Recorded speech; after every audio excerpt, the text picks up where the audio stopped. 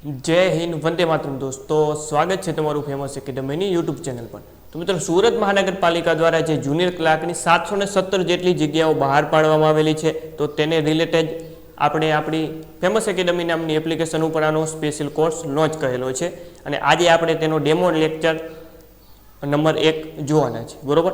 જો આ કોર્સમાં તમે જોઈન થવા માંગતા હો તો આપણે જે ફેમસ એકેડમી નામની એપ્લિકેશન છે એને ગૂગલ પ્લે સ્ટોર ઉપરથી ડાઉનલોડ કરી લેજો। આ કોર્સની પ્રાઇસની મિત્રો વાત કરીએ તો આ કોર્સની મિત્રો જે પ્રાઇસ 625 રૂપિયા રાખવામાં આવેલી છે, ઓકે। 625 રૂપિયાની પ્રાઇસ છે અને 6 મહિનાની આની વેલિડિટી રહેશે, ઓકે। એટલે કે પરીક્ષા સુધી આની વેલિડિટી રહેશે અને 625 રૂપિયાની પ્રાઇસ છે, બરોબર।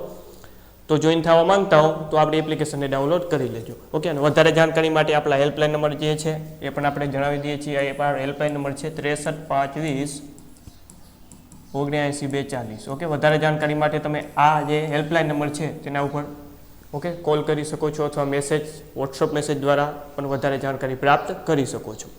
તો ચાલો મિત્રો આજનો જે આપણો ડેમો લેક્ચર છે તેની આજે આપણે શરૂઆત કરીએ। તો ડેમો લેક્ચરમાં મિત્રો આપણે જે છે ગણિતનો ડેમો લેક્ચર રહેલો છે। ગઈકાલે જાણો જેનો સિલેબસ બહાર પાડવામાં આવેલો છે, ઓકે। જેની અંદર ગણિત, રીઝનિંગ, ગુજરાતી કોમ્પ્રિહેન્શન થઈ ગયું, ઓકે।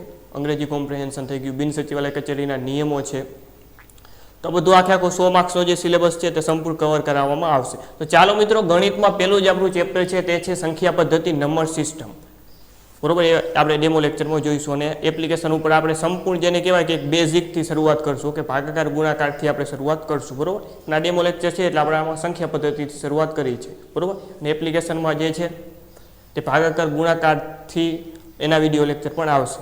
તો ચાલો શરૂઆત કરીએ કે ભાઈ નંબર સિસ્ટમ। તો જુઓ મિત્રો ગણિત જે છે ગણિતની બધી કોઈ બી સંખ્યા હોય, ગણિતમાં આપણે કોઈ પણ સંખ્યા લખીએ તો એ ટોટલ 10 અંકોની બનેલી હોય। ગણિતની કોઈ પણ સંખ્યા 10 અંકોની જે છે 10 અંકોમાંથી હોય, કાં તો 1 હોય, 2, 3, 4, 5, 6, 7, 8, 9 અને 0, ટોટલ 10 અંક હોય। એટલે કે એવું કહેવામાં આવેલું છે કે ગણિતની બધી જ સંખ્યાઓ જે છે નીચેના 10 અંકોની બનેલી હોય। કયા કયા 10 અંકો તો આપ સૌ આપણે જાણીએ જ છીએ। આ 0 થી 9 અંકો વડે જે બનતી સંખ્યા પદ્ધતિને હિન્દુ અરેબિક સંખ્યા પદ્ધતિ છે, જેને શું કહેવામાં આવે છે તો કે આને ડેસિમલ પદ્ધતિ કહેવામાં આવે છે, ઓકે। અને સંખ્યાની વાત કરીએ આપણે તો આ જે છે અને સંખ્યા મુજબ એનું સ્થાન હોય છે, ઓકે। એકમ છે, દશક, 100, 1000, 10,000, લાખ, 10 લાખ, કરોડ, 10 કરોડ, એવી રીતે, બરોબર। તો આ સંખ્યાના સ્થાન થઈ ગયા। ચાલો આગળ વાત કરીએ। ત્યારબાદ હવે મિત્રો વાત કરીએ તો સંખ્યાઓ, તો સંખ્યામાં સંખ્યાઓના વિવિધ પ્રકારો છે, જેમ કે પ્રાકૃતિક સંખ્યા થઈ ગઈ, પૂર્ણ સંખ્યા થઈ ગઈ, પૂર્ણાંક સંખ્યા થઈ ગઈ, સમય સંખ્યા, અસમય સંખ્યા, તો વિવિધ પ્રકારો છે સંખ્યાઓના। તો પહેલો જેમાં પ્રકાર આપણે જોવાના છીએ જે છે મિત્રો પ્રાકૃતિક સંખ્યા, ઓકે। પ્રાકૃતિક સંખ્યા જેને અંગ્રેજીમાં નેચરલ નંબર કહેવામાં આવે છે, એને n સંકેત વડે દર્શાવવામાં આવે છે। સૌથી નાની પ્રાકૃતિક સંખ્યાની મિત્રો જો આપણે વાત કરીએ તો સૌથી નાની પ્રાકૃતિક સંખ્યા 1 છે, ઓકે। કેમ તો કે આ જે પ્રાકૃતિક સંખ્યાની શરૂઆત 1 થી થાય છે એટલે સૌથી નાની પ્રાકૃતિક સંખ્યા કઈ થઈ ગઈ તો કે ભાઈ 1 થઈ ગઈ। અને સૌથી મોટી પ્રાકૃતિક સંખ્યા તો કે ભાઈ એ ન મળી શકે કારણ કે એ અનંત છે। તો જુઓ પ્રાકૃતિક સંખ્યામાં શૂન્ય સિવાયની તમામ ધન પૂર્ણાંક સંખ્યાઓનો સમાવેશ થાય છે। શૂન્ય સિવાયની એટલે કે શૂન્યનો સમાવેશ પણ ના થાય, અને ધન સંખ્યાઓ એટલે કે ધન સંખ્યા, ઋણ સંખ્યાનો સમાવેશ ના થાય, બરોબર। પ્રાકૃતિક સંખ્યાને n વડે દર્શાવવામાં આવે છે, કેમ ભાઈ તો કે આને અંગ્રેજીમાં નેચરલ નંબર કહેવામાં આવે, એટલે પેલો n અક્ષર આનો લઈ લીધો છે, બરોબર। પ્રાકૃતિક સંખ્યા n બરાબર 1, 2, 3, 4, 5, 6 આવી રીતે અનંત સુધી મિત્રો જાય છે। હવે આ સૌથી નાની પ્રાકૃતિક સંખ્યા તો કે ભાઈ આ 1 છે, અને પ્રાકૃતિક સંખ્યાઓ કેવી છે તો કે અનંત છે, કેવી છે? અનંત છે। ચાલો હવે બીજા નંબરનો આપણે પ્રકાર જોઈએ। બીજા નંબરનો મિત્રો પ્રકારની વાત કરીએ તો બીજા નંબરનો પ્રકાર છે પૂર્ણ સંખ્યાઓ। શું છે ભાઈ? પૂર્ણ સંખ્યાઓ। આ પૂર્ણ સંખ્યાઓને અંગ્રેજીમાં હોલ નંબર તરીકે ઓળખવામાં આવે છે અને w ના સંકેત વડે દર્શાવવામાં આવે છે। સૌથી નાની પૂર્ણ સંખ્યાની વાત કરીએ તો સૌથી નાની પૂર્ણ સંખ્યા કઈ છે તો કે 0 છે। કેમ તો કે આ પૂર્ણ સંખ્યાની શરૂઆત 0 થી થાય છે, એટલા માટે સૌથી નાની પૂર્ણ સંખ્યા 0 છે, શૂન્ય છે।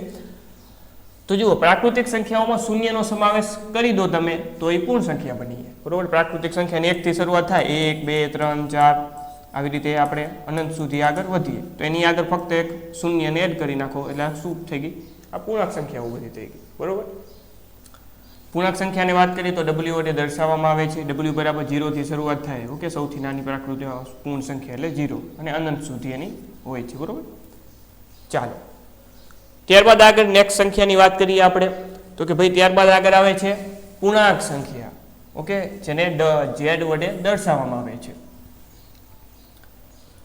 હવે આ પૂર્ણાંક સંખ્યામાં કોનો કોનો સમાવેશ થાય કે ભાઈ પૂર્ણાંક સંખ્યામાં ધન સંખ્યાઓ, ઋણ સંખ્યાઓ અને શૂન્ય આ તમામ સંખ્યાનો સમાવેશ જે છે પૂર્ણાંક સંખ્યામાં થઈ જાય. ઓકે, એટલે કે એવું પૂછે ભાઈ આમાં સૌથી નાની પૂર્ણ સંખ્યા તો કે ના મળી શકે, સૌથી મોટી પૂર્ણ સંખ્યા એ પણ પ્રાપ્ત થતી નથી.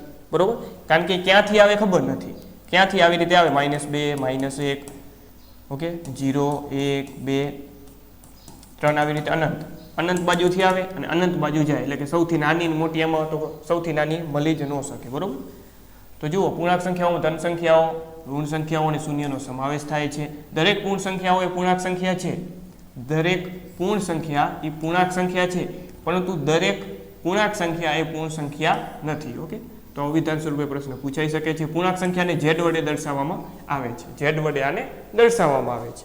ક્લિયર છે? ચાલો, ત્યારબાદ આપણે આગળ વાત કરીએ મિત્રો. નેક્સ્ટ આવે છે આપણી સમય સંખ્યાઓ. સમય સંખ્યા જેને q વડે દર્શાવવામાં આવે છે. ઓકે, સંકેતો પણ પૂછાતા હોય છે એટલે આપણે q વડે કેમ કહી રહ્યા છીએ, કારણ કે એવું પણ પૂછાય છે પરીક્ષામાં, એટલા માટે. બરોબર, જે સમય સંખ્યા છે તો કે ભાઈ સમય સંખ્યા કોને કહેવાય?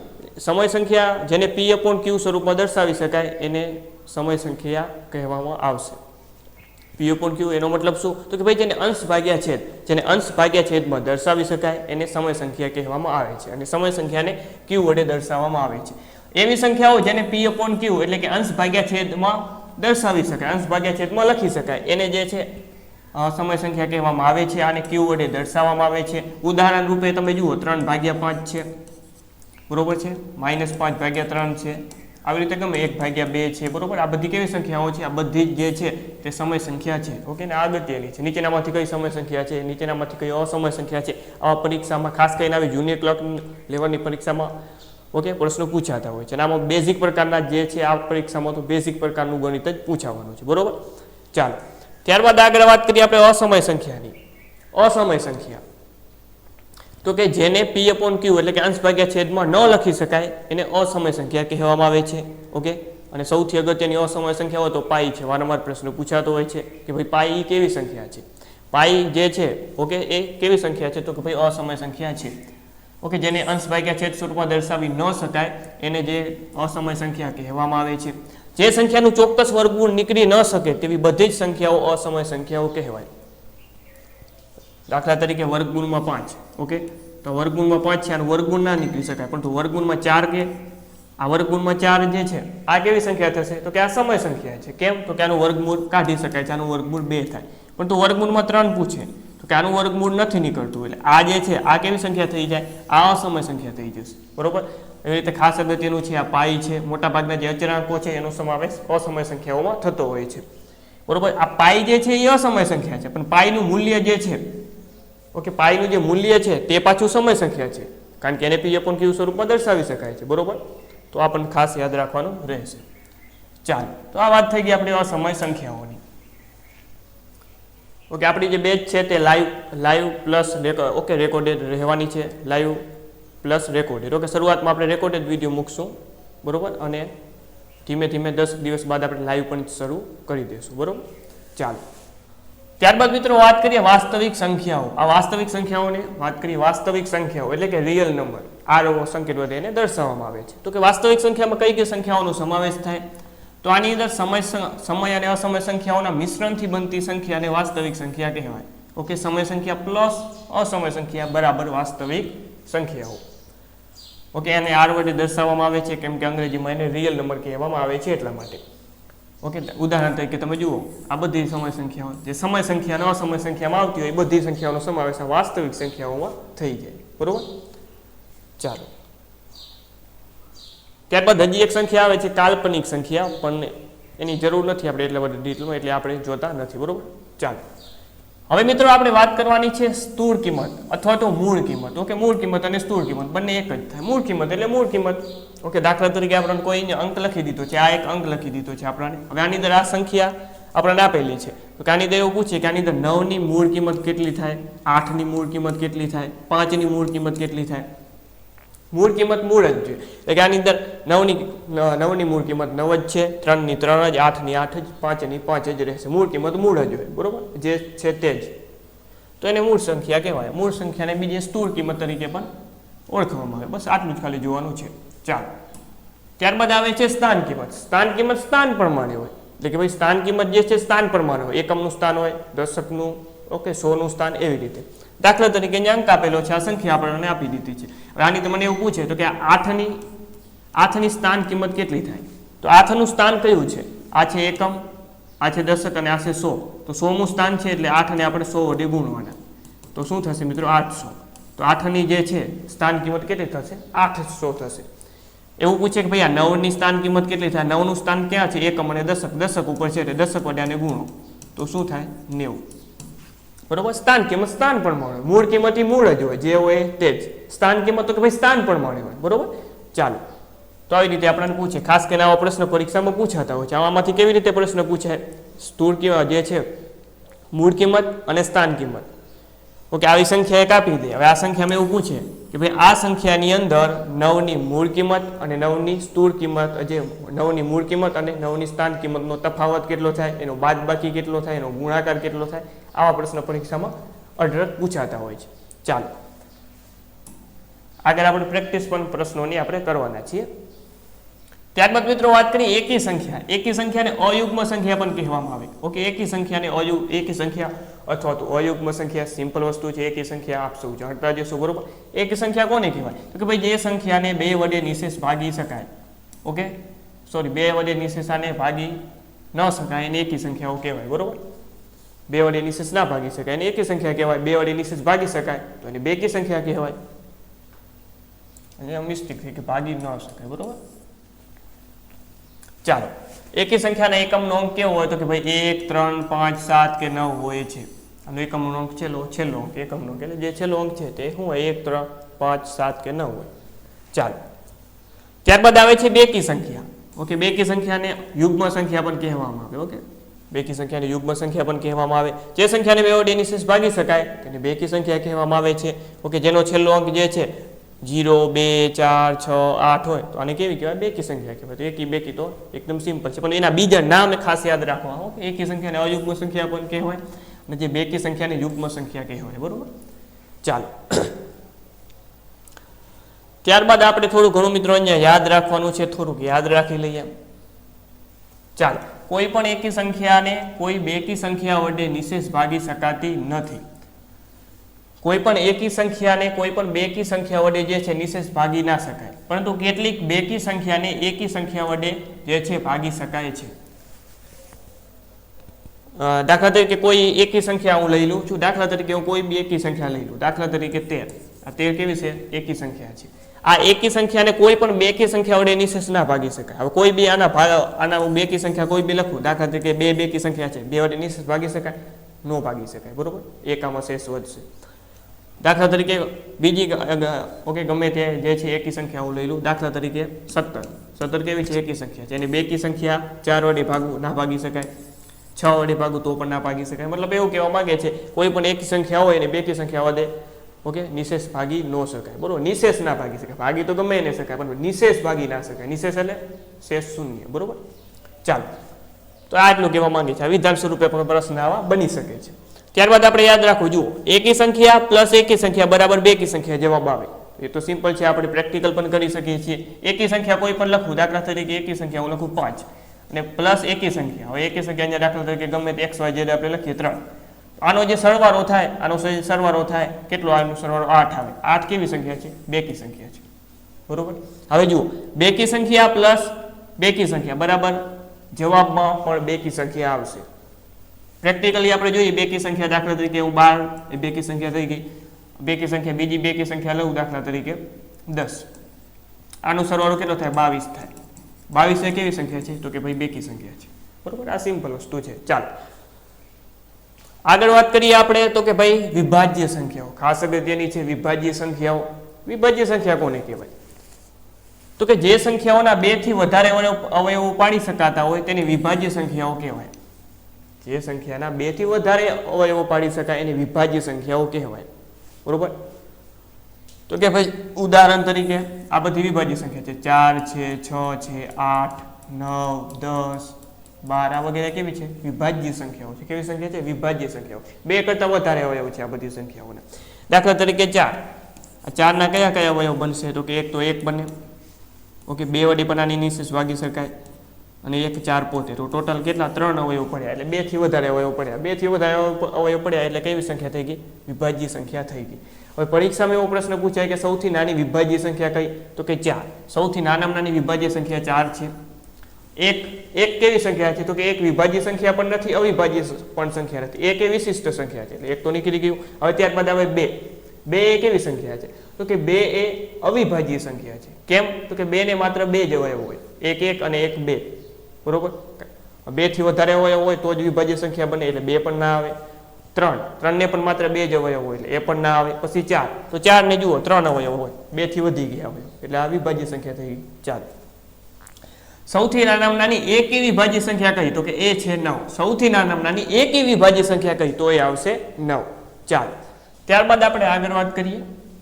ત્યારબાદ અવિભાજ્ય સંખ્યાઓ. અવિભાજ્ય સંખ્યા કોને કહેવાય? તો કે જે સંખ્યાના ફક્ત 2 જ અવયવ હોય.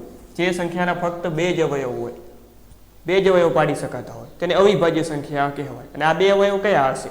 એક 1 હશે અને એક સંખ્યા પોતે હશે. જુઓ, અવિભાજ્ય સંખ્યાનો એક અવયવ 1 હોય છે અને બીજો અવયવ સંખ્યા પોતે જ હોય છે. ઉદાહરણ તરીકે ઓકે, અવિભાજ્ય સંખ્યાઓ ખાસ મિત્રો યાદ રાખવી જરૂરી છે. 1 થી 100 સુધીની અવિભાજ્ય સંખ્યા તો આપણને મોટે જ હોય યાદ હોવી જોઈએ. બાકી આપણે કોઈ સંખ્યા અવિભાજ્ય છે કે નહીં તે પણ આપણે ચેક કેવી રીતે જોઈ શકાય તે પણ આપણે જોશું. જુઓ, 2 3 5 7 11 13 17 19 ઓકે 23 29 31 37 41 43 47 આ વગેરે આ બધી કેવી છે? તો કે બધી જ જે છે અવિભાજ્ય સંખ્યા છે. ઓકે, રિઝનિંગમાં પણ આપણને કામ આવે. આનો શ્રેણીનો ક્રમ પૂછાતો હોય છે. બરોબર, આમાં રિઝનિંગમાં પણ પૂછાતું હોય છે ખાસ કરીને. હું 3 આપી દે, 2 3 5 7 અને પછી ખાલી જગ્યાએ મૂકી દે તો એમાં જવાબ આવે 11. અવિભાજ્ય સંખ્યાઓની શ્રેણી. સૌથી નાની અવિભાજ્ય સંખ્યા 2 છે. સૌથી નાની અવિભાજ્ય સંખ્યા કઈ છે? 2 છે. અને એકમાત્ર બેકી અવિભાજ્ય સંખ્યા, એકમાત્ર બેકી અવિભાજ્ય સંખ્યા કઈ? તો કે 2 છે. બાકીની બધી બેકી સંખ્યા કેવી? બેકી સંખ્યાઓ હંમેશા વિભાજ્ય સંખ્યા જ હોય. પરંતુ આ 2 જેવો છે જે બેકી છે છતાં પણ અવિભાજ્ય છે. બરોબર, ચાલો, એક એ અવિભાજ્ય કે વિભાજ્ય સંખ્યા નથી. એક એ કેવી છે? એક વિશિષ્ટ સંખ્યા છે. કેવી છે? વિશિષ્ટ સંખ્યા છે. ચાલો, અને સૌથી નાની એકી અવિભાજ્ય સંખ્યા કે એવો પ્રશ્ન પૂછે. સૌથી નાની એકી અવિભાજ્ય સંખ્યા કઈ? તો એ આવે 3. બરોબર, એ આવે 3. આ 2 તો બેકી થઈ ગઈ. અને સૌથી નાની એકી વિભાજ્ય સંખ્યા પૂછે, અવિભાજ્ય સંખ્યા પૂછે તો 3 આવે. ચાલો, ત્યારબાદ વાત કરીએ સહ અવિભાજ્ય સંખ્યા. સહ અવિભાજ્ય સંખ્યા અંગ્રેજીમાં કો પ્રાઇમ નંબર કહેવામાં આવે છે. સહ અવિભાજ્ય સંખ્યા એટલે શું? તો કે ભાઈ આની અંદર જુઓ, એવી 2 કે તેથી વધુ સંખ્યાઓ કે જેનો સામાન્ય અવયવ માત્ર એક જ હોય, બંનેમાં કોમન એક જ હોય. બરોબર છે, એને એકબીજાની જે છે સહ અવિભાજ્ય સંખ્યાઓ કહેવાય. ઓકે, હવે આ પણ પરીક્ષામાં પૂછાતું હોય છે. દાખલા તરીકે એક્ઝામ્પલ લઈએ તો કે ભાઈ 2 અને 3, આની અંદર શું કોમન છે? આની અંદર માત્ર એક જ કોમન છે મિત્રો. ઓકે, તો આ બંને વસ્તુમાં જે છે અવયવ જેનો જે છે માત્ર એક જ અવયવ હોય તેને એકબીજાની જે છે સહ અવિભાજ્ય સંખ્યાઓ કહેવામાં આવે છે. ચાલો, દાખલા તરીકે આપણે 11 અને 12 લઈએ તો આની અંદર કોમન કશું નથી. જુઓ, ખાલી એક જ કોમન છે.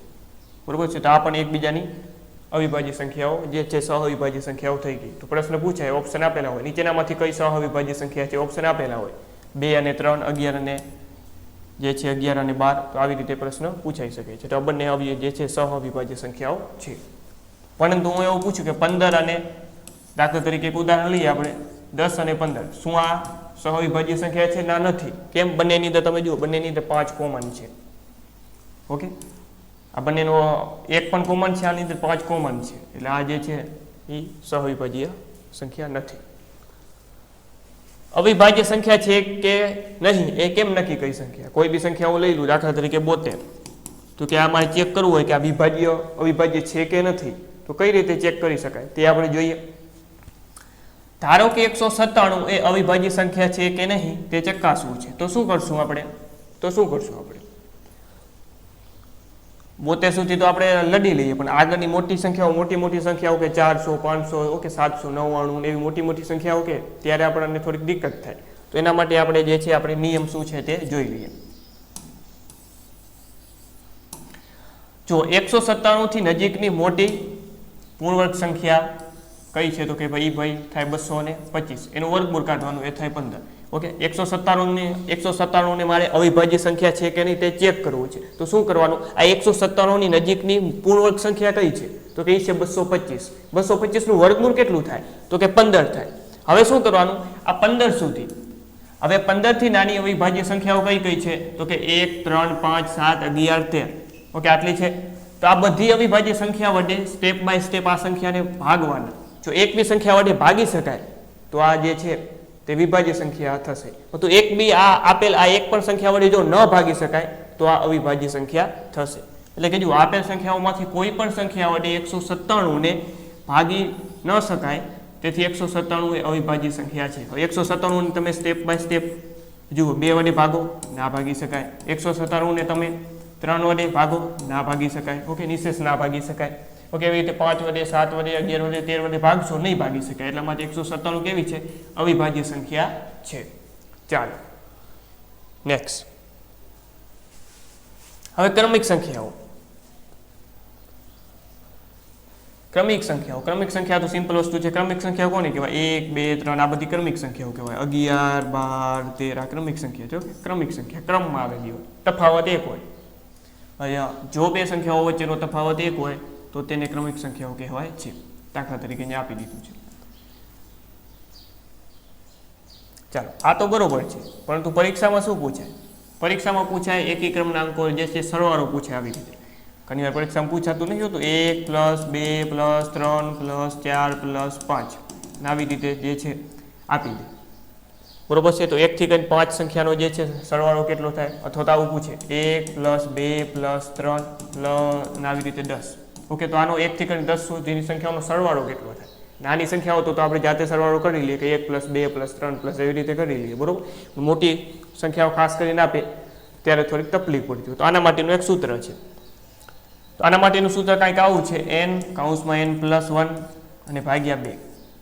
બરોબર, આવી રીતે. અહીંયા n નો મતલબ થાય છેલ્લી સંખ્યા. તો છેલ્લી સંખ્યા કઈ છે, 10 છે. બરોબર છે. હવે n + 1 એટલે કે છેલ્લી સંખ્યા 10 છે, +1 એટલે 11 થશે અને ભાગ્યા અહીંયા 2 થશે. બરોબર. હવે આના જુઓ 110 ભાગ્યા 2 એટલે જવાબ આવશે આની અંદર 55. ચાલો, ત્યારબાદ આપણે આગળ વાત કરીએ મિત્રો તો કોઈ એવી રીતે ક્રમિક બેકી સંખ્યાઓ છે. જો બે ક્રમિક સંખ્યાઓનો વચ્ચેનો તફાવત 2 હોય. ચાલો, આની તો થોડુંક આપણે ફરીથી જોઈ લઈએ. ક્રમિક સંખ્યાઓ અહીં પૂછી દીધી છે. એટલે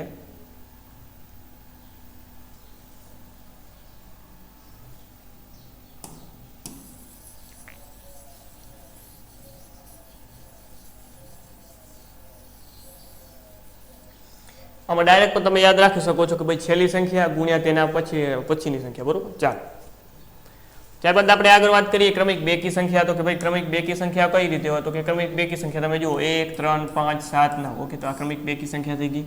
37 39 41 43. તો આ કેવી છે, આ બધી ક્રમિક બેકી જે છે ક્રમિક એકી સંખ્યા થઈ ગઈ. આવી રીતે ક્રમિક બેકી સંખ્યા પણ આવે. ક્રમિક બેકી સંખ્યા કેવી રીતે જોવા તો કે ભાઈ 44, ત્યારબાદ 46, ત્યારબાદ 48, ત્યારબાદ 50. તો આ ક્રમિક બેકી સંખ્યા થઈ ગઈ. આ છે ક્રમિક એકી સંખ્યાઓ. ચાલો, તો હવે આવી ગઈ ક્રમિક બેકી સંખ્યાઓ. તો ક્રમિક બેકી સંખ્યાઓ પણ આપણે જોઈ લીધી. ચાલો, હવે થોડુંક આપણે યાદ રાખવાનું છે કે કોઈ પણ સંખ્યાનો 0 સાથે સરવાળો કરતા તે સંખ્યા જ મળે છે. તેથી સરવાળા માટે તટસ્થ સંખ્યા 0 છે. ઓકે, કોઈ બી સંખ્યાનો તમે જે છે કોઈ પણ સંખ્યાને 0 સાથે સરવાળો કરો, કોઈ પણ સંખ્યા હોય એનો 0 સાથે જો તમે સરવાળો કરો, બરોબર, તો જે છે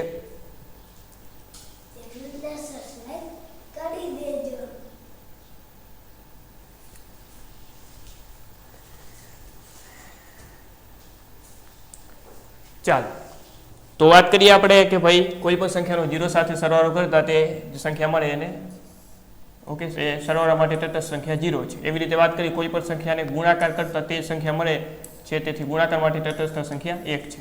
યાદ રાખવાનું છે સરવાળા માટેની તટસ્થ સંખ્યા કઈ, તો કે 0. એ તો ગુણાકાર માટેની તટસ્થ સંખ્યા કઈ છે, તો કે ભાઈ 1 છે. ચાલો હવે મિત્રો વાત કરીએ વિવિધ સંખ્યાઓની વિભાજ્યતાની ચાવી. ઓકે, ખાસ કરીને પરીક્ષામાં પૂછાતી હોય છે વિભાજ્યતાની ચાવીઓ. તો 2 ની વિભાજ્યતાની ચાવી શું છે તેના વિશે વાત કરીએ. જો આપેલ સંખ્યાનો એકમનો અંક 2, 4, 6, 8 કે 0 હોય તો તેવી સંખ્યાઓને 2 વડે નિશેષ ભાગી શકાય છે. ઉદાહરણ તરીકે આપણે વાત કરીએ તો કે ભાઈ 2, જે સંખ્યાના એકમનો અંક વાત કરીએ 2, 4, 6, 8 કે 0 હોય તો એને આપણે જે 2 વડે નિશેષ ભાગી શકીએ. છેલ્લો અંક કયો છે, 6 છે, એટલે આ 2 વડે શું છે, વિભાજ્ય છે. તો 2 ની તો સિમ્પલ વસ્તુ છે, 2 કી સંખ્યા હોય એટલે 2 વડે નિશેષ ભાગી શકાય. ત્યારબાદ આવે છે મિત્રો 3. 3 ની વિભાજ્યતાની ચાવી શું છે, તો કે ભાઈ જે આપેલ સંખ્યાનો જે સરવાળો કરીએ એ સરવાળાને જો 3 વડે નિશેષ ભાગી શકાય તો આપેલ સંખ્યાના પણ જે છે આપેલ સંખ્યાને પણ 3 વડે નિશેષ ભાગી શકાય. દાખલા તરીકે હું લખું એક સંખ્યા 143. 143 ને 3 વડે નિશેષ ભાગી શકાય કે ના ભાગી શકાય તે મારે જાણવું છે. તો આનો સરવાળો કરી નાખવાનો, આના અંકોનો સરવાળો કરો તમે. 1 + 4 + 3 એટલે કેટલા થશે, 8. હવે 8 ને 3 વડે ભાગો, શું ભાગી શકાય નિશેષ, ના ભાગી શકાય. બરોબર છે, 2 શેષ વધશે આની અંદર. એટલે કે આ 143 ને 3 વડે નિશેષ મિત્રો આની અંદર નહીં ભાગી શકાય. બરોબર, આટલું યાદ રાખવાનું. બાકી ગમે એ સંખ્યા તમે આપણે લઈ શકો. દાખલા તરીકે 129. 129 ને 3 વડે નિશેષ ભાગી શકાય. તો જોઈએ, તો આનો સરવાળો તમે કરો. 1 + 2 + 9 એટલે 12 થાય. 12 ભાગ્યા 3, હા તો 3 વડે આની નિશેષ ભાગી શકાય. એનો મતલબ કે આ સંખ્યાને 129 એ 3 વડે કેવી છે, વિભાજ્ય છે. ચાલો એવી રીતે મિત્રો 4 ની વિભાજ્યતાની ચાવી આપણે જોઈએ. જો આપેલ સંખ્યાના છેલ્લા 2 અંકને 4 વડે નિશેષ ભાગી શકાય તો આપેલ સંખ્યાને પણ 4 વડે નિશેષ ભાગી શકાય. છેલ્લા 2 અંકને જો 4 વડે નિશેષ ભાગી શકાય તો આપેલ આખી સંખ્યાને પણ જે છે 4 વડે નિશેષ ભાગી શકાય. બરોબર, દાખલા તરીકે આપણે કોઈ પણ સંખ્યા આપણે દાખલા તરીકે જોઈએ, દાખલા તરીકે 424. તો છેલ્લા 2 અંક જુઓ, આ છેલ્લા 2 અંકને 4 વડે નિશેષ ભાગી શકાય છે, તો કે ભાઈ 4 × 6 = 24, આ ભાગી શકાય છે. એનો મતલબ આ 424 આખી સંખ્યાને જે છે 4 વડે નિશેષ ભાગી શકાય. ત્યારબાદ 5 ની તો સિમ્પલ છે, છેલ્લો એકમનો અંક 5 અથવા 0 હોય તો એ સંખ્યાને જે છે 5 વડે નિશેષ ભાગી શકાય. ત્યારબાદ 6 ની વિભાજ્યતાની ચાવી જોઈએ. 6 ની વિભાજ્યતાની ચાવી કેવી છે, જો આપેલ સંખ્યાને 2 અને 3, જો આપેલ સંખ્યાના 2 અને 3 બંને સંખ્યા વડે જો નિશેષ ભાગી શકાય તો આખી સંખ્યાને 6 વડે પણ નિશેષ ભાગી શકાય છે. બરોબર, દાખલા તરીકે આપણે કોઈ પણ સંખ્યા લઈએ, દાખલા તરીકે 626. ઓકે, હવે મારે ચેક કરવું છે કે આ સંખ્યા જે છે એને મારે 6 વડે નિશેષ ભાગી શકાય કે ના ભાગી શકાય. તો શું ચેક કરવાનું, સૌપ્રથમ તો 2 વડે નિશેષ ભાગી શકાતી હોવી જોઈએ. તો 2 વડે ભાગી શકાય, છેલ્લો અંક 6 એટલે 2 વડે તો ભાગી શકાશે. ત્યારબાદ 3 વડે નિશેષ ભાગી શકાય કે ના ભાગી શકાય એના માટે આપણે સરવાળો કરવો પડશે. સરવાળો આનો કેટલો થાય તમે જુઓ, તો આમાં તમે જુઓ તો આની અંદર તમે વાત કરીએ આપણે, તો આનો તમે સરવાળો કરો. બરોબર, 6 × 6 = 12 અને 14 સરવાળો થાય. બરોબર છે, 14 ભાગ્યા 3 કરો, 3 વડે આને નિશેષ ના ભાગી શકાય. 2 વડે નિશેષ ભાગી શકાય છે પણ 3 વડે નિશેષ નથી ભાગી શકાતું. તેનો મતલબ આખી સંખ્યાને 6 વડે નિશેષ નહીં ભાગી શકાય. એવી રીતે 8 ની વિભાજ્યતાની ચાવી છે. 8 ની વિભાજ્યતાની ચાવી શું છે, તો કે છેલ્લા 3 અંક, આપેલ સંખ્યાના છેલ્લા 3 અંકને જો 8 વડે નિશેષ ભાગી શકાય તો આખી સંખ્યાને પણ 8 વડે નિશેષ ભાગી શકાશે. બરોબર છે, છેલ્લા 3 અંક જોવાના.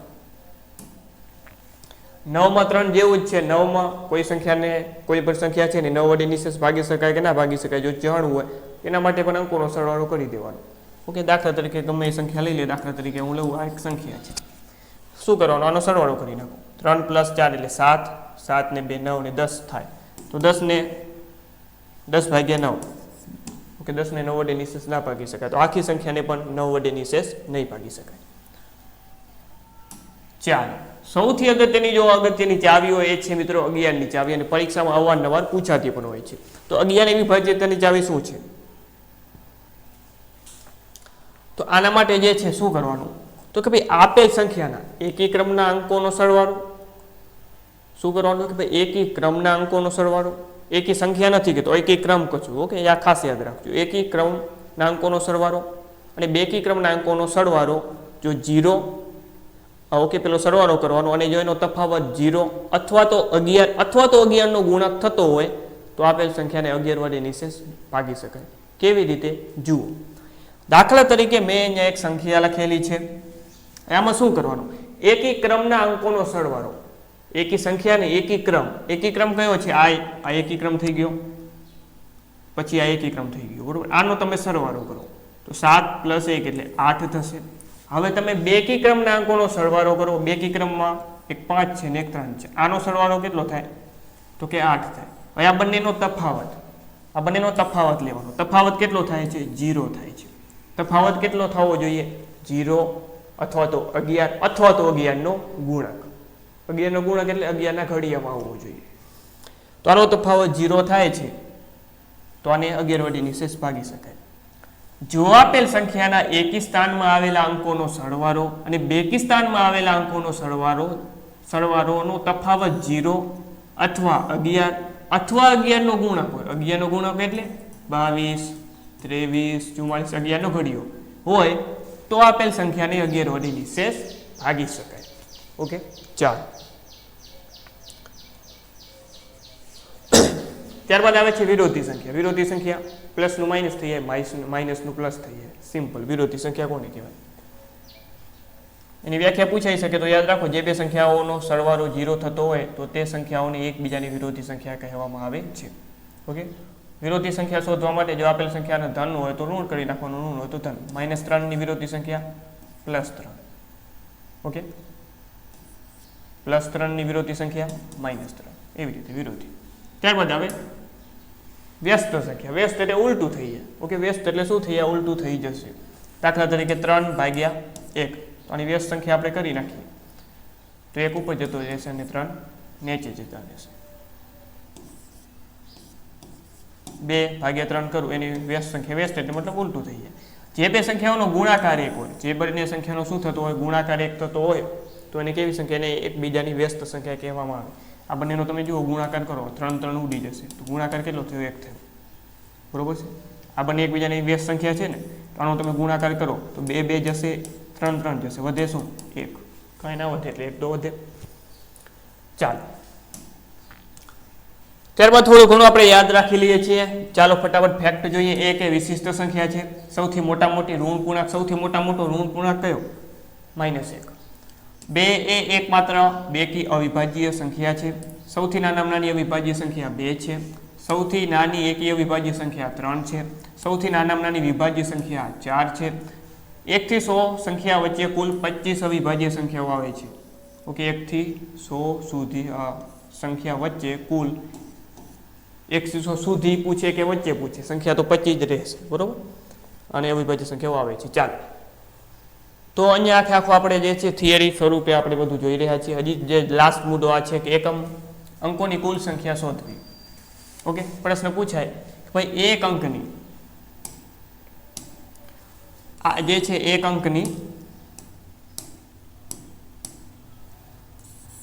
અંકની સૌથી મોટી સંખ્યા કઈ, એક અંકની સૌથી મોટી સંખ્યા કઈ તો કે 9 છે. એક અંકની સૌથી નાની સંખ્યા કઈ તો કે 1 છે. એક અંકની સૌથી મોટી સંખ્યા 9 હોય, કારણ કે 9 પછી 10 આવી જાય, 10 માં તો 2 અંક, તો 2 અંકની સંખ્યા થઈ ગઈ એટલે સૌથી મોટી કેટલી થઈ, 9 થઈ ગઈ. ઓકે, એવી રીતે 2 અંકની સૌથી મોટી સંખ્યા 99 છે. 99 પછી 100 આવી, એ તો 3 અંકની થઈ ગઈ એટલે સૌથી મોટી તો 99 થઈ ને, બરોબર. એવી રીતે આ તમે યાદ રાખી શકો છો. સૌથી નાની સંખ્યા પણ જુઓ, એક અંકની સૌથી નાની સંખ્યા તો કે 1 છે. 2 અંકની સૌથી નાની સંખ્યા કઈ, 2 અંકની સૌથી નાની સંખ્યા કઈ તો કે 10. 3 અંકની સૌથી નાની સંખ્યા કઈ, 100. 4 અંકની સૌથી નાની સંખ્યા 1000, બરોબર. એવી રીતે આપી દીધી. પછી કુલ સંખ્યાઓ તો ભાઈ એક અંકની કુલ સંખ્યાઓ કેટલી તો કે 9, 1 થી કરીને 9, એક અંકની કુલ સંખ્યા થઈ ગઈ 9. 2 અંકની કુલ સંખ્યા તો કે ભાઈ 90 છે. 3 અંકની કુલ સંખ્યા 900 છે. એવી રીતે હવે વાત કરીએ મોટી સંખ્યા અને નાની સંખ્યાનો સરવાળો. ઓકે, આ મોટી સંખ્યા છે, આ છે નાની સંખ્યા, બંનેનો જે છે એનો સરવાળો કેટલો થાય, 10, બરોબર છે. તમે જો 1 + 9 એટલે 10. ઓકે, આ બંનેનો જે છે સરવાળો અહીં કરવાનો છે. આ બંનેનો સરવાળો કરો એટલે આ ત્રીજી સંખ્યા પ્રાપ્ત થાય. અને મોટી સંખ્યા અને નાની સંખ્યાનો તફાવત. ઓકે, સૌથી મોટી સંખ્યા અને નાની સંખ્યાનો બંનેનો આ તફાવત, આ બંનેનો, બરોબર. 9 અને 3 નો તફાવત કેટલો થાય, 8. ઓકે, તો આ રીતે આ કોષ્ટક ખાસ યાદ તમે રાખી લેજો, બરોબર. આના આધારે પણ ઘણા બધા પ્રશ્નો પૂછાતા હોય છે.